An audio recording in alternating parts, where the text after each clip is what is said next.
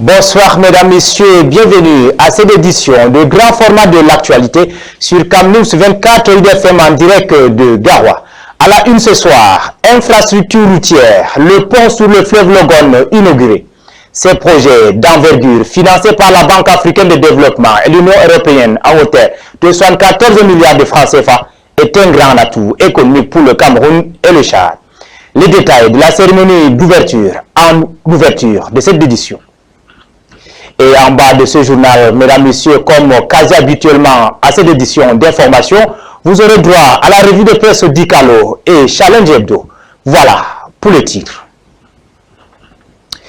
Merci, mesdames, messieurs, de nous préférer pour vous informer. Le 28 avril 2025, les premiers ministres du Cameroun et du Tchad ont inauguré un nouveau pont de 620 mètres de long sur le fleuve Logone. Reliant les villes de Yagua côté camerounais et de Bongor côté tchadien, ces projets d'envergure financés par la Banque africaine de développement et l'Union européenne à hauteur de 74 milliards de francs CFA est un grand atout économique pour les deux pays. Comme vous allez l'entendre dans ce élément de Erwan Christian Eloun. L'inauguration le 28 avril dernier du pont sur le Logone reliant les villes de Bongor au Tchad et de Yagua au Cameroun a mobilisé les premiers ministres des deux États et leurs collaborateurs, ce qui atteste de l'importance de cette infrastructure. Au-delà de la fluidification du transport entre les deux pays, les retombées économiques attendues sont importantes. D'abord sur le plan du renforcement de l'intégration régionale, cette infrastructure s'inscrit dans le cadre du projet régional intégrateur du réseau routier dans le bassin du lac Tchad qui vise la construction et la réhabilitation d'un réseau routier de plus de 3000 km de route reliant les 6 pays de la zone. Sur le plan commercial, ce pont va renforcer les échanges transfrontaliers entre les deux parties en réduisant considérablement les coûts logistiques et les délais de transport. Selon les estimations, plus de 5000 véhicules pourraient emprunter ce pont au quotidien, ce qui va stimuler le commerce régional. Pour ce qui est du volet social, la construction du pont sur le Logone a amélioré l'accès aux services sociaux dans les deux villes frontalières. Le projet inclut les aménagements socio-économiques tels que la réhabilitation des écoles, des centres de santé, la réalisation des forages d'eau potable et l'aménagement hydro-agricole, ce qui améliore considérablement les conditions de vie des populations riveraines. En facilitant les déplacements entre les deux pays, le pont pourrait aussi stimuler le tourisme transfrontalier tout en favorisant ainsi le développement économique local. Eu égard à ce qui précède, l'ouverture du pont sur le Logone marque une étape significative de la coopération régionale entre le Cameroun et le Tchad. Elle ouvre la voie à un développement économique durable, à une meilleure intégration régionale et à une amélioration des conditions de vie des populations. Parlons éducation à présent. La communauté du Grand Nord et le collège turc La Fraternité à Yaoundé annoncent le renouvellement de leur partenariat fructueux. Cette collaboration promet de renforcer l'éducation et de favoriser l'excellence académique au sein de deux institutions, Ghislain Kougan et Ivan Mtadioufou. C'est reparti pour une nouvelle aventure, alliant éducation et développement entre la communauté du Grand Nord, CGN, et l'ONG turc, Akamas, via le collège La Fraternité à Dana Yaoundé. Pour définir les contours de ce nouvel acte, la direction du collège turc a effectué le déplacement de Douala au sein de la CGN à l'effet d'échanger avec son partenaire spécial, la CGN. À l'ordre du jour, les modalités des concours d'entrée en seconde A et C pour le collège Adana Yaoundé et de la 6e jusqu'en 3e pour le collège Kayseri de Maroua. Et comme toujours, l'aspect social prime avec des innovations et encouragements visant à motiver massivement les candidats pour les épreuves écrites prévues le 10 mai 2025 au centre de Douala à la CGN. La particularité de cette année, c'est que nous offrons une gamme de bourses à tous les candidats, commençant par les meilleurs. Tous ceux qui obtiendront une moyenne supérieure ou égale à 14 sur 20 obtiendront une prise en charge à 100%. Ceux qui auront 12 de moyenne et plus pourront bénéficier de 50% de réduction sur la pension qui est de 290 000. Au-delà de ça, s'il y a des élèves nécessiteux qui n'ont pas pu obtenir cette moyenne, ils peuvent toujours participer au concours et ils peuvent toujours bénéficier des prises en charge gratuites.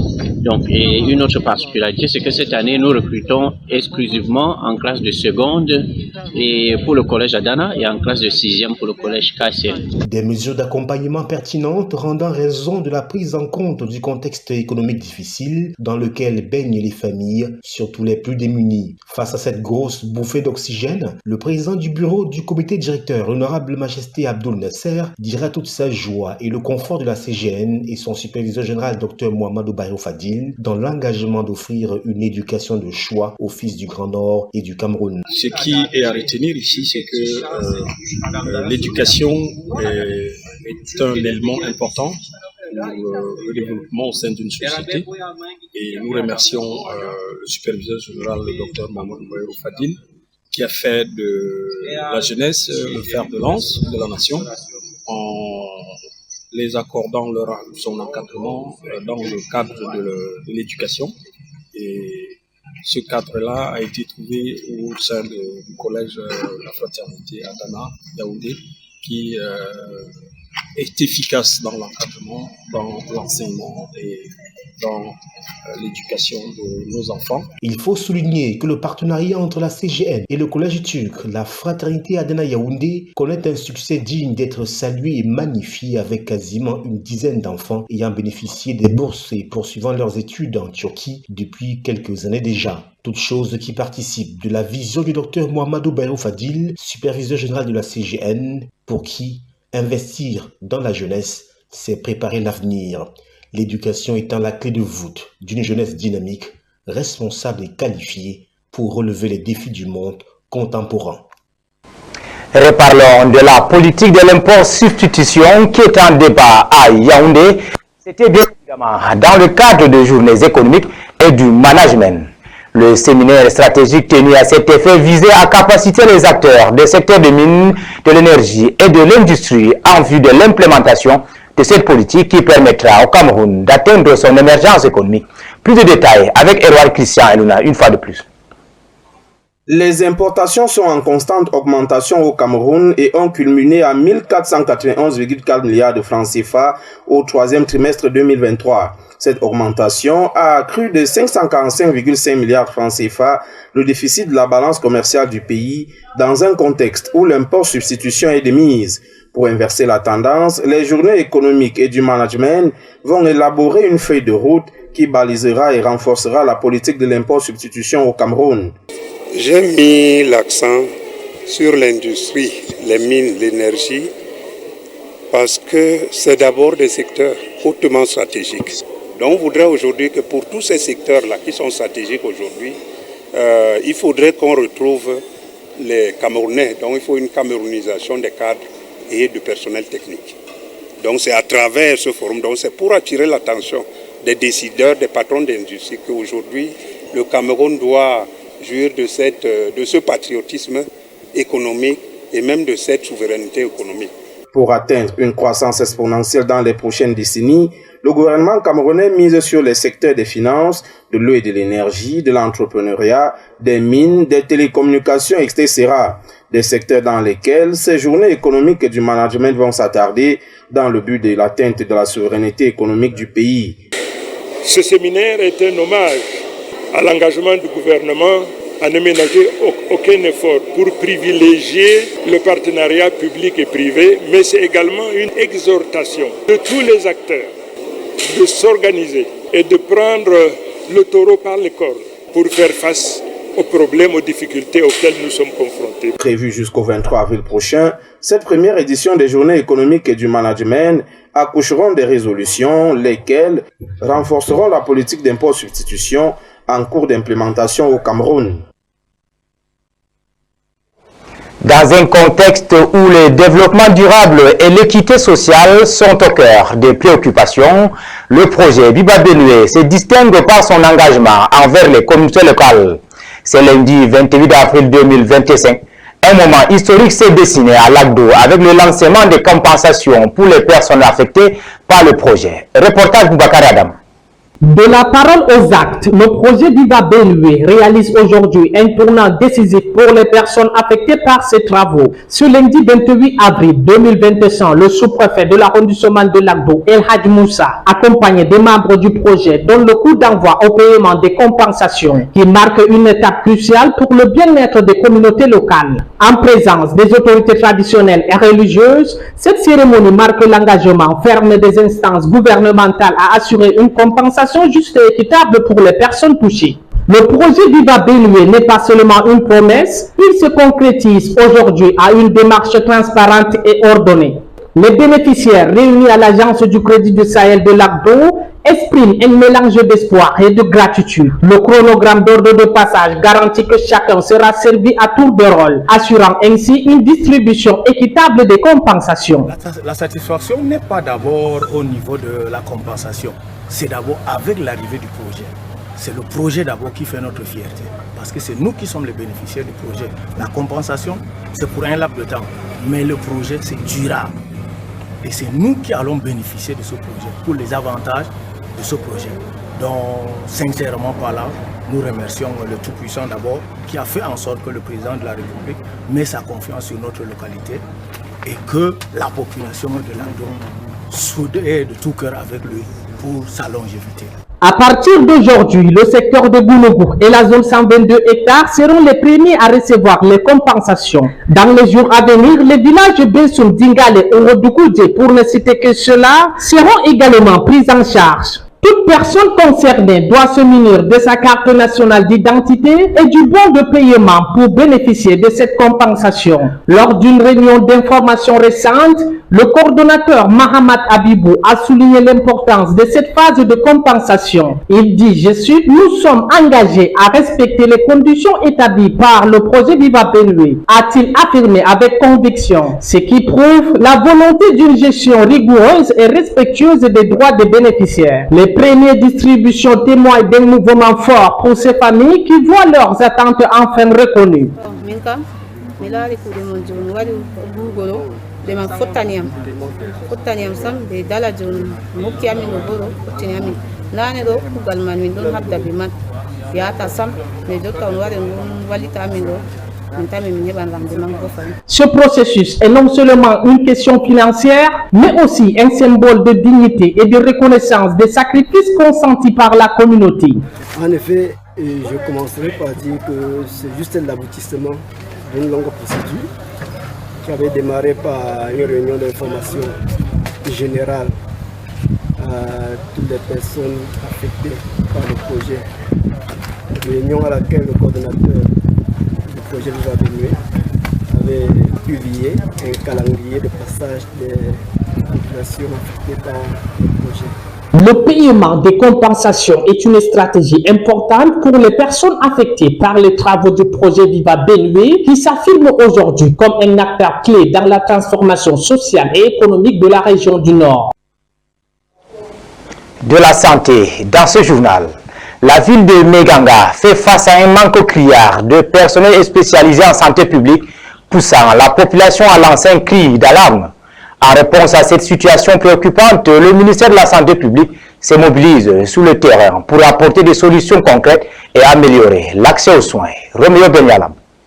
La récente campagne de santé gratuite à Meganga a mis en lumière une réalité préoccupante, le manque criard des spécialités médicaux dans cette région. L'affluence massive des patients témoins d'un besoin urgent de soins, mais l'absence des cardiologues, des gynécologues, des pathologues gastro-entérologues a laissé de nombreux malades dans le désarroi, parfois contraints à se tourner vers les praticiens. Le souci avec la médecine traditionnelle, c'est qu'ils se mettent directement dans un état de concurrence avec la médecine moderne. Si nous laissons ces malades aller chez les praticiens et que les posologies de certains produits ne sont pas adaptées, ça pose quand même un réel problème. Face à cette situation critique, le centre médical Nana Bouba, dans la ville de Meganga, département du Mbéré, région de la Damawa, a pris l'initiative d'organiser une consultation cardiologique, une lueur d'espoir pour les patients souffrant des pathologies cardiaques. Le centre, pour tous les services, le centre en moyenne, nous recevons entre 250 et 300 consultations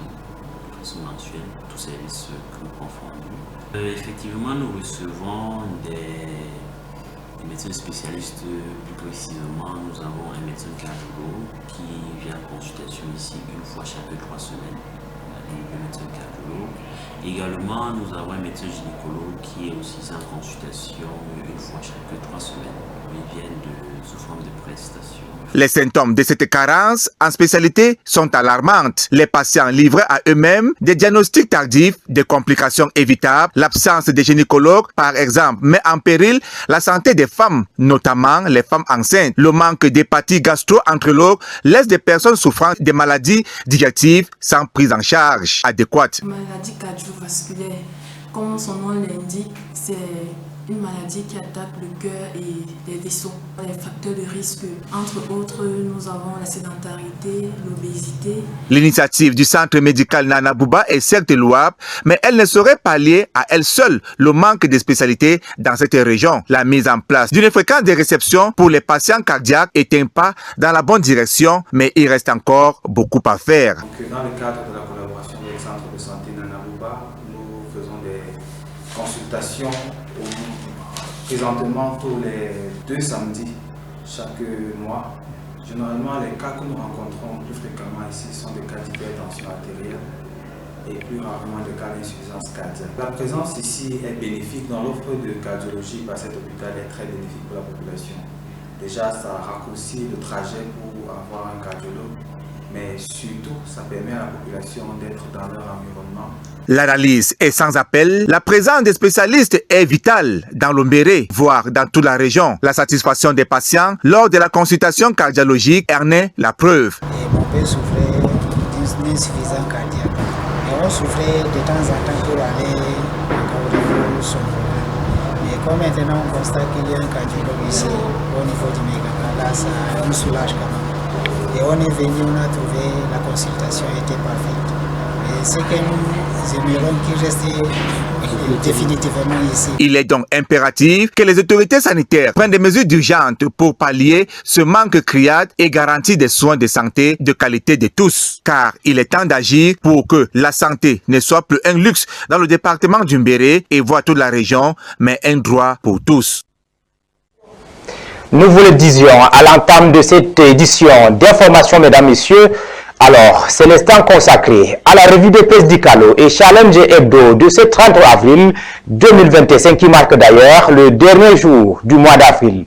Ces jours nous amènent à découvrir l'actualité nationale et internationale avec Gisèle Kouga. Revue de presse. Bienvenue à la revue de presse spéciale sur ITFM Centre Cam News 24. MBF Media Productions vous offre le tri-hebdomadaire d'Icalo et Challenge Hebdo à la une du tri-hebdomadaire d'Icalo, fête internationale du travail. La nuit, le vice et le besoin, les travailleurs du monde entier célèbrent demain la 139e édition de leur journée sacrée. Au Cameroun, les festivités se déroulent dans un environnement marqué par des mots d'ordre de grève et de boycott. Page 3 du tri-hebdomadaire d'Icalo. Poursuivons avec Dicalo, bien évidemment. Page 2, la classe politique dans l'attente des décisions de Mvolier. Nous parlons donc de l'Assemblée plénière des évêques du Cameroun. Formation, les écoles de santé du Sud s'outillent en santé maternelle et infantile. Poursuivons avec le travail, un climat social pas du tout rassurant. On parle bien évidemment de la fête internationale du travail. La 139e édition de la fête internationale du travail se prépare dans un environnement, nous vous le disions, marqué par des mots d'ordre de grève et des appels au boycott des festivités liées à cette activité, nous dit le hebdomadaire d'Icalo à la page 3 de ce numéro. Toujours avec Dicalo, parcourons notre hebdomadaire. Lutte contre le paludisme, une ONG milite en faveur de l'accès aux soins pour les pauvres.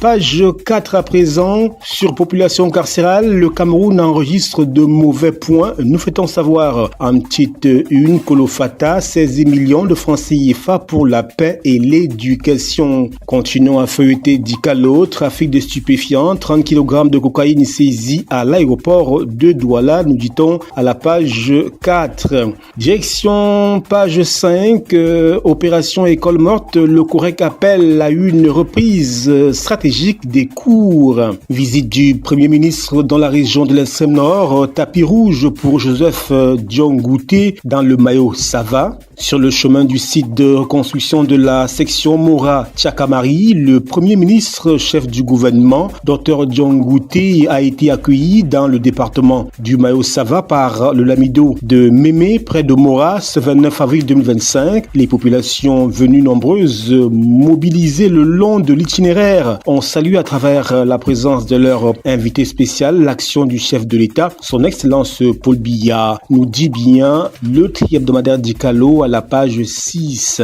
Dikalo parle de la plaine de Logone avec le pont qui a été ouvert à la circulation. C'était le 28 avril sous la présidence des premiers ministres du Cameroun et du Tchad. Il s'agit du pont construit pour 74 milliards de francs CFA reliant donc Yagua et Bangor, soit le Cameroun et le Tchad. Page 7, c'est le prolongement de cet enjeu du pont sur le Logone où on nous livre les enjeux de ce chantier. Morad Dabanga Kousseri, le chantier a reçu la visite du chef du gouvernement, Dion Gouté. Conseil de cabinet, le gouvernement va en guerre contre la contrefaçon. 100 milliards de francs CFA, c'est la rondelette somme que le Cameroun perd chaque année du fait de la contrefaçon, nous dit Dikalo à la page 8. Port autonome de Douala, 2 milliards de francs CFA distribués aux partenaires commerciaux, page 9 de Dikalo pour plus de détails. Financement, trauma nul, 32 projets au Cameroun. La suspension de l'aide internationale américaine n'en finit pas de drainer des conséquences négatives pour le Cameroun, nous dit le tri-hebdomadaire Dikalo. Poursuivons, feuilletons notre journal avec la coopération, le MINJEC et le PNUD s'unissent pour encadrer la jeunesse. Dikalo nous parle également du festival Djembé et nous fait savoir que Kribi veut consolider des partenariats avec la diaspora. C'est à la page 10. Toujours à la page 10, Kribi toujours des atouts économiques indéniables, nous fait-on savoir. En sport, nous sommes à la page 11. MTN et Lidouane, après Bamboutos, Yon Sport Academy s'en va lui aussi ce club. Le pourquoi? Eh bien, le tri-hebdomadaire Dikalo nous livre toutes les coulisses. Et il revient également sur cette déclaration de Justin Tagou, patron de Bamboutos. Nous n'avons jamais présenté d'excuses. Dans une déclaration officielle rendue publique ce lundi, Justin Tagou, président du conseil d'administration de Bamboutos de Bouddha, a vigoureusement démenti les affirmations de la Fédération camerounaise de football, FECAFOOT, prétendant que son club aurait formulé des excuses pour réintégrer le championnat MTN et Lidouane. Page 12 à présent, international, droite internationale, Amnesty International fustige les attaques frontales de Donald Trump. RDC, le chef de la diplomatie belge, a rencontré Félix Tshisekedi, le président du Congo. Voilà pour le tri-hebdomadaire Dikalo, direction Challenge Hebdo. Avec à la une, top départ à Yagua, 620 mètres ouverts à la circulation. Symbole de l'intégration sous-régionale, le pont sur le Logone a été inauguré hier par les premiers ministres du Cameroun et du Tchad. Des retombées socio-économiques très attendues aux pages 6 et 7 du journal Challenge Hebdo. Poursuivons avec Challenge Hebdo, nom de baptême, c'est le palais de verre Paul Biya. Nous sommes donc à la page 2, effectivement, avec cette infrastructure inaugurée il y a quelques jours. Pourvu en cassation, la Cour suprême tranchera sur le cas de 23 partisans de Maurice Kamto. Ce feuilleton judiciaire va-t-il enfin connaître son épilogue le 15 mai prochain? Eh bien, esquisse des réponses dans les colonnes du journal Challenge Hebdo. Poursuivons toujours avec ce journal, à la page 3, cette fois-ci, expulsion massive des Camerounais de Guinée équatoriale, tenue prochaine d'une consultation sur des questions consulaires. C'est dans le cadre de la recherche des solutions dans le respect de la souveraineté des deux pays, nous dit Challenge Hebdo. Toujours avec ce journal, coopération Cameroun-États-Unis, 75% de projets seront gelés en 2025. La suspension de l'aide internationale américaine n'en finit pas de drainer donc des conséquences négatives pour le Cameroun. Quittons la page 3 pour la page 4 de Challenge Hebdo. Lutte contre le paludisme. Le Fonds mondial exhorte l'unité dans l'éradication pour sauver des millions de vies et bâtir un monde plus sûr et plus prospère, nous fait-on savoir. Infection à VIH, les résultats encourageants du taux de prévalence. Pour le Comité national de lutte contre le sida, cette baisse n'est pas un fait du hasard. Eh bien, direction Challenge Hebdo pour plus de détails sur les raisons de cette baisse, bien évidemment. Poursuivons avec Challenge Hebdo à la page 5, cette fois-ci, assistance Manaouda Malachi au chevet de Jean-Paul Akono et Emmanuel Afenou. Les deux sportifs sont en situation sanitaire délicate à l'hôpital général de Yaoundé. Ils sont pris en charge par par le gouvernement. Enfants de la rue, retirés de la route, ces jeunes victimes de préjugés, c'est le défi que veut relever le ministère des Affaires sociales à travers 3 jours de réflexion. Challenge toujours plein du Logone, le pont de 629 mètres ouvert à la circulation. Les premiers ministres du Cameroun et du Tchad ont conjointement inauguré l'infrastructure routière de 620 mètres ce 28 avril 2025 en présence de plus de 10 000 personnes et personnalités venues du Tchad et du Cameroun. L'événement marque ainsi le top départ pour l'usage de cet ouvrage qui constitue la deuxième voie de liaison terrestre avec le Tchad, nous dit Challenge Hebdo, qui pousse la réflexion plus loin et nous parle des retombées de ce pont. Les enjeux socio-économiques d'un projet intégrateur nous sont livrés par Challenge Hebdo. Page 7, Fleuve Logone, un pont, 3 gros acteurs, toujours dans la même dynamique, pour comprendre les retombées et bien sûr la plus-value de ce pont entre Yagua au Cameroun et Bangor au Tchad. Éradication de la contrefaçon, les conflits de compétences plombent la lutte. Les douaniers et les agents de contrôle du Mines-Commerce se bousculent sur le terrain. Plus de détails avec Challenge Hebdo. 100 milliards de francs CFA en fumée, aucun secteur de l'activité n'est épargné. Les vins et spiritueux occupent le haut du pavé, nous fait-on savoir dans les colonnes de ce journal. Toujours avec Challenge Hebdo, santé publique du littoral, le gouverneur Iva Diboa installe le nouveau délégué régional. Le docteur Sorel Ngor Mebe a pris les commandes de la délégation avec des missions bien précises dont les grandes lignes nous sont livrées dans les colonnes de Challenge Hebdo, bien évidemment à la page 9. Sport football à présent, MTN League One vers un revirement de Bambutos de Bouddha. Le président du conseil d'administration de cette équipe aurait présenté des excuses à l'instance fêtière du football national suite aux absences répétées de son équipe aux rencontres programmées Just Wait and See. Football toujours, Abdourahmane Amadou Baba charge à nouveau la FECA Foot. C'était au cours d'un entretien avec B-News, extrait de ses déclarations incendiaires dans ce journal. FECA Volley, les Lions du volley ont un nouveau staff technique. Direction ce journal pour plus de précision. Obsèque du pape François, le dernier hommage à l'évêque de Rome nous est livré dans les colonnes du journal Challenge Hebdo. Direction Côte d'Ivoire, Gbagbo lance le mouvement Trop c'est trop. Plus de détails dans ce journal. Voilà madame, monsieur, c'est la fin de la revue de presse spéciale. Le tri-hebdomadaire Dicalo et Challenge Hebdo passé en revue de fond en comble avec le concours de MBF Media Productions. Au revoir.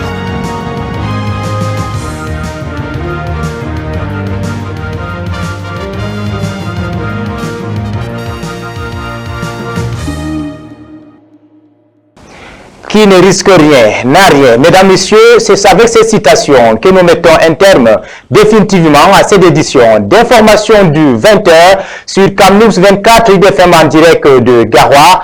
Merci de l'avoir regardé. Nous disons bonne fête à toute l'équipe de Camnews 24 IDFM en direct de Garoua et ceux de nos antennes régionales. Merci et bonne soirée à tous.